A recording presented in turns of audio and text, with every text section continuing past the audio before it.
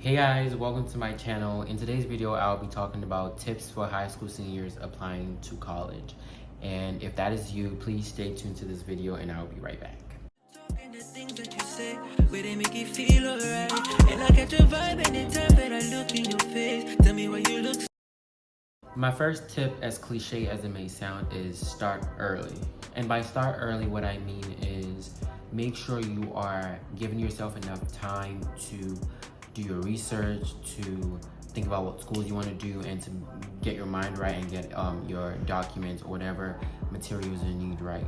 The last thing you want is you start an application a few days too, and then you're realizing you do not have enough time or energy to complete the application.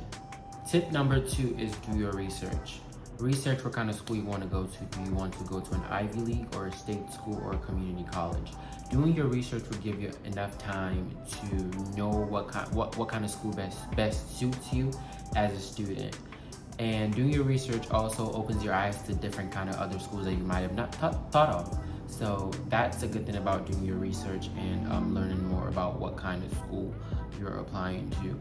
And in doing your research, I would also recommend talking to people at that school to get more a feel of their experience and what kind of lifestyle they have in that school, particularly or preferably people in the major that you're thinking about pursuing. My next tip would be start your writing supplements early. For most people, you're either going to be using the Common App, and for the Common App, there are some writing supplements that are short form and long form. And in addition to that, there's also supplements from your school. An example is, let's say you write a Common App essay for the Common App itself, and then you write short form essays depending on what kind of Common App prompt you pick. And then you also have to write a why your school essay. For example, when I was applying to Columbia, I had to write a why Columbia essay in addition to my QuestBridge application. I didn't do Common App, I did QuestBridge. Start your writing supplements early. That way it gives you more time to proofread, have people read it, and also make any changes if you feel the need to.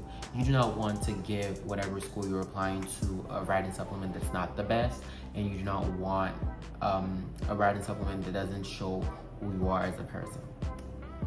Tip 3 that I would give to seniors applying to schools is connect with teachers, mentors, and counselors who will be writing your recommendations early, because you want to give them enough time to get across any information you want to give to them.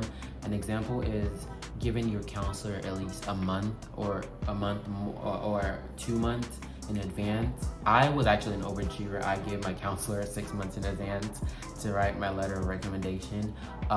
Giving them ample time will give them the ability to write as deeply as possible, and will also give them the opportunity to ask any questions about you that they might not have.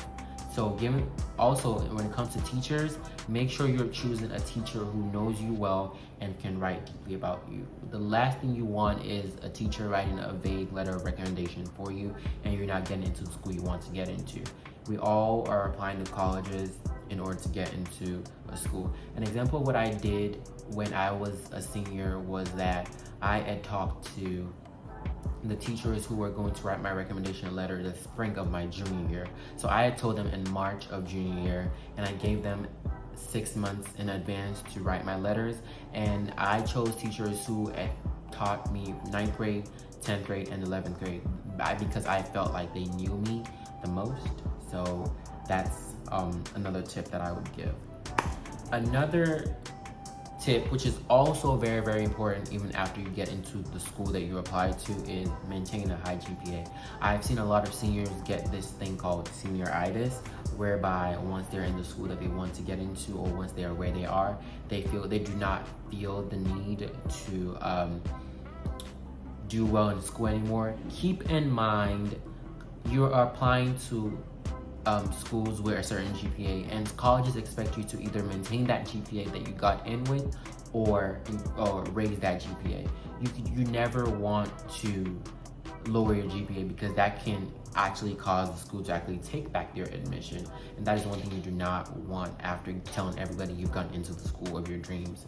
An example of mine when I got into Columbia was we did have a note at the bottom of our letter saying that we had to maintain GPA and cannot change any course of a schedule. I couldn't change any classes because the classes that I was taking before are one of the criteria that got me into Columbia. So I didn't want a situation whereby I would change classes and then my admission decision would be rescinded. This next tip depends on who you are as a person and whether or not you are certain about what school you want to go to. And this tip would be apply early. When applying to colleges, there's this thing called early decision and early action. Early decision is you applying to a school knowing that you really want to go there, and if given the chance to get in, that is where you're going to. It's a binding contract between you and the school telling them, hey, if I get into such and such school, I will definitely attend. The only exception to this where I've seen students pull out of a binding admission decision is due to financial causes, but this is very, very rare and it's very, very hard to do. Early action, on the other end, you're applying early, however, you can also still apply to other schools' regular decision. So basically, you're just learning whether or not you got into a school earlier than others, but you can still have the opportunity to apply to other schools. Early decision, you cannot apply to other schools, you can only apply to one school. Early action, you can apply to other schools. Take note of that before choosing an admission cycle, because early decision is binding and early action is non-binding. This next tip is very, very important because it decides whether or not you're going to be going to your school, and this is researching financial aid and scholarships. Some schools have merit scholarships and some schools are need-based scholarships. Merit scholarships are scholarships that are based on your GPA and your academic achievements, while need-based scholarship is based on your financial need or that of your parents, because you're 9 times out of 10 going to be applying with your parents' information.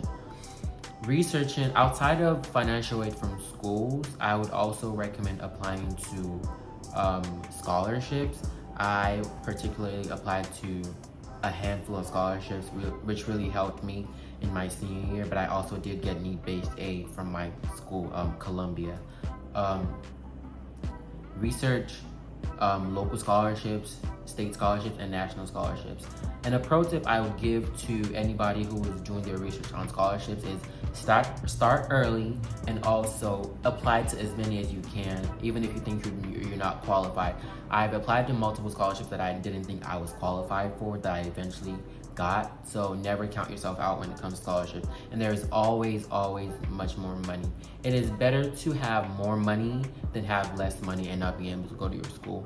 And also, another pro tip is if you do get into a school that you really want to go to, but you're not getting enough financial aid, you can actually appeal the process of getting financial aid. This usually happens whereby you write the financial aid office and you try to convince them as to why you think you deserve more aid.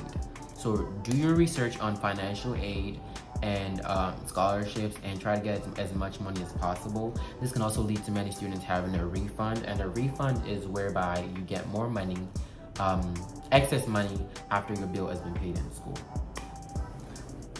Last but not the least, I would say have fun.